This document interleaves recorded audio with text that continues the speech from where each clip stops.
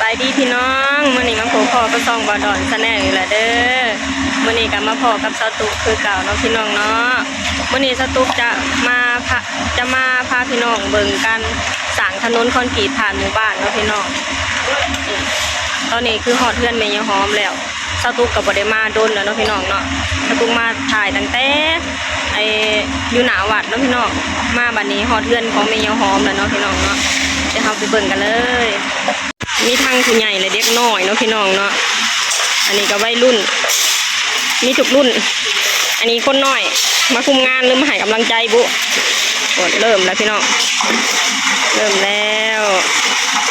ก็คือแบบว่าการเห็ดอันนี้ถนนในผ่านหมู่บ้านนี่คือแบบว่าถ้าหากว่าเขาเห็ดไปหอดอันต่อหน้าบ้านของไผคือแบบว่าใส่น้ำใส่ไฟอยู่เฮือนหลังนั่นเนาะพี่น้องเนาะ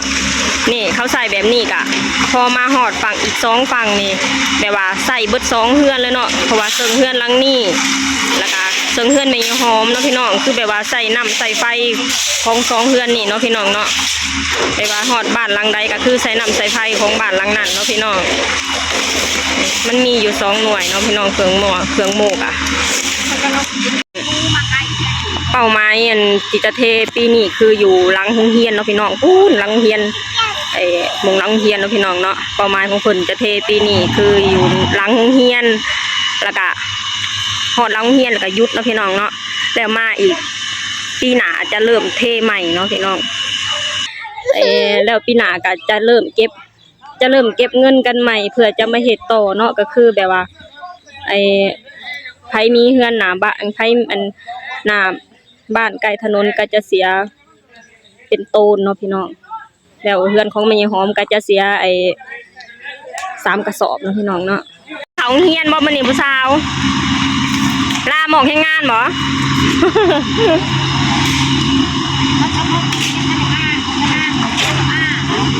เขามาสวยเนาะหน่วยเฮาเนาะกำลังเริ่มเนาะพี่น้องคนกำลังเริ่มทยอยมาเนาะ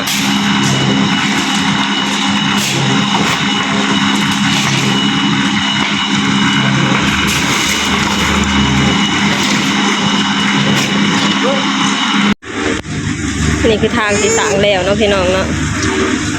แน่มึงแล้วมันก็สีสะอาดหูสีสะอาดตาเนาะพี่น้องได้ทางงามแล้วอันนี้ก็กำลังก่อสร้างกำลังเห็ดเนาะพี่น้องเนาะต่างคนก็ต่างตั้งใจเห็ดให้มันแล้วไวนะพี่น้องแต่ว่าเพิ่นเห็ดนี่แต่ละเทื่อนี่ประมาณ3 ชั่วโมงกว่าๆกันแล้วเนาะพี่น้องเพิ่นจะเทแล้ว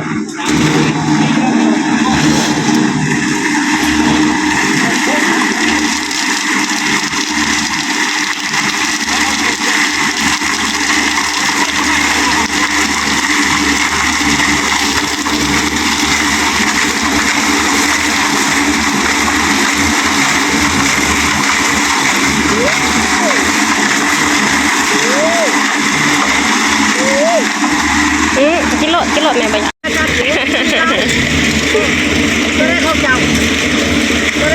่าวหยอกหลานนะพี่น้อง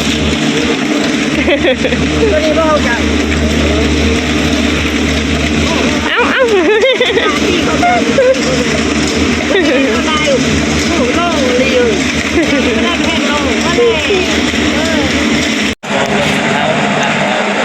มีความรู้สึกอะไรดีใจอยู่บ่มีทางงามนี่มีความรู้สึกอะไรดีใจอยู่บ่ได้ทางงามน้ำเขาแล้วถือว่าดีใจถือว่าภาคภูมิใจเพราะว่าคนงามจังว่าถือว่าทำไปเนาะสะดวกสบายแล้วใจเนาะเป็นที่ออกเองนั่นเองนะค่ะออกเงินเองเขาก็ภูมิใจนะเนาะแห่งออกเงินเองแห่งภูมิใจล่ะเพื่อนที่มาแค่ทางถือว่าโต๊ดเป็นเพื่อนอยู่ในถือว่าตามต่อเนาะเป็นตอบถือว่าตอบในบ้านเขา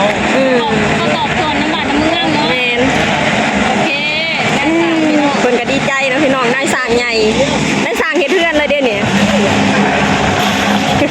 ได้สาดีใจบ่ดีใจเลยเนาะดีใจที่ได้ทางงามเนาะลิ้นก่อนตายให้ดีใจแต่ก่อนนี้คนตกกาไปมาย่างเนาะนักคนตกไหนเนี่ยครูบินบาท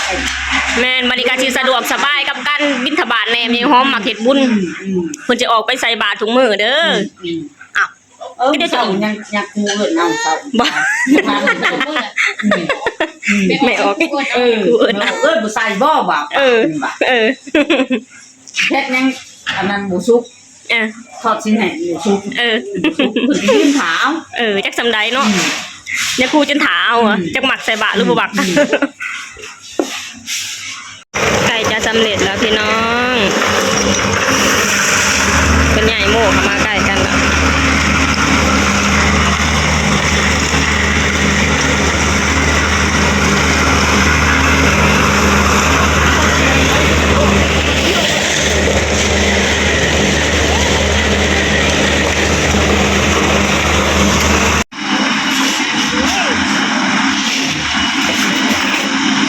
ไก่จะสำเร็จแล้วนะพี่น้องเป็นเทขึ้นมากันหนาเติบอยู่เด้พี่น้อง1 เซนเพิ่นว่าความหนา1 เซน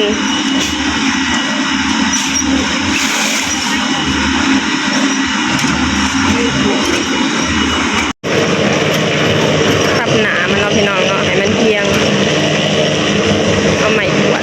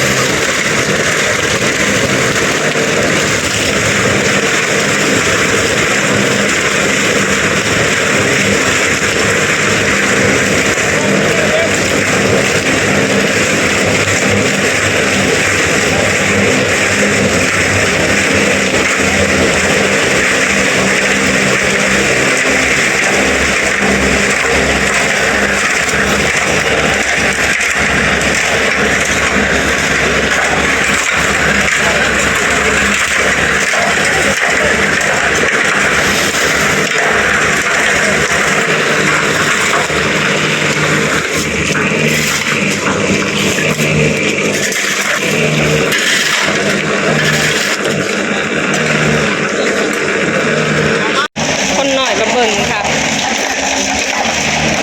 คนหน่อยมาเบิ่งพระเจ้าเห็ดพี่น้อง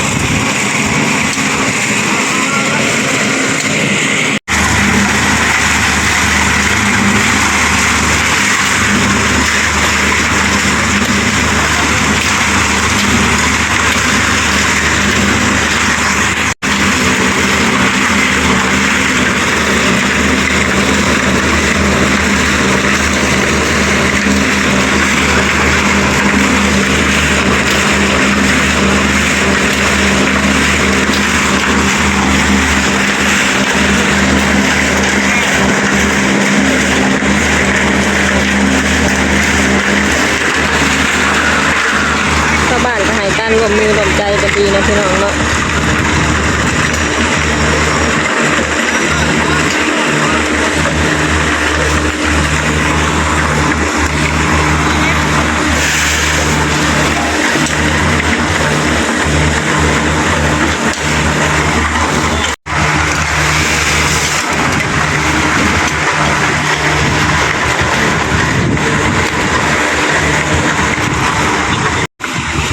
เสร็จเรียบร้อยแล้วพี่น้องเป็นใหญ่เครื่องหมูไปแล้วแล้วก็มื้ออื่นมากอ่ะจะมีอีก3 หน่วยมาเฮ็ดอีกเนาะพี่น้องเนาะ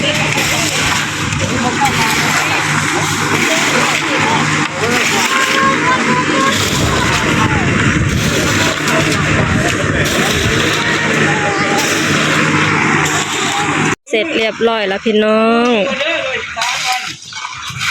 ที่นี่ก็รอแค่ปรับระดับเนาะพี่น้องเนาะ วันนี้ก็มื้ออื่นมาก็สิมีหน่วย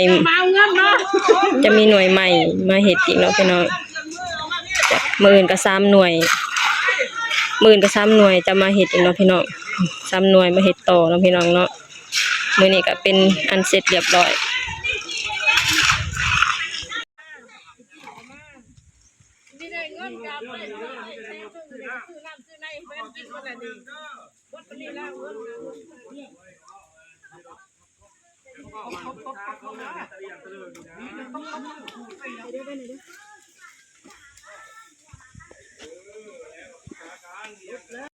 ทางเฮาก็เสร็จเต็มที่เรียบร้อยแล้วเนาะพี่น้องเนาะนี่แล้วมื้ออื่นเช้ามาก็จะมีอีก3หน่วยมาเฮ็ดต่อเนาะพี่น้องนี่อันนี้คือการอัปเดตชาวตุงมาอัปเดตการเฮ็ดถนนคอนกรีตผ่านหมู่บ้านเนาะพี่น้องเนาะก็เป็นการร่วมมือร่วมใจของชาวบ้านเฮาเองเนาะพี่น้องเดี๋ยวมื้ออื่นมาจะมีหน่วยใหม่มาเฮ็ดต่อสตุกก็มาอัปเดตการเฮ็ดถนนหนทางให้พ่อแม่พี่น้องเบิ่งเนาะพี่น้องเนาะเนี่ยเสร็จแล้วมื้อนี้พี่น้องมื้อนี้สตุกก็จะขอจบคลิปลงเท่านี้ก่อนเด้อฝากให้พี่น้องช่วยกดไลค์กดแชร์กดติดตามให้ช่องบ่ดอนหน่อยเด้อสบายดีสวัสดีค่ะจุ๊บจุ๊บจุ๊บจุ๊บจุ๊บจุ๊บ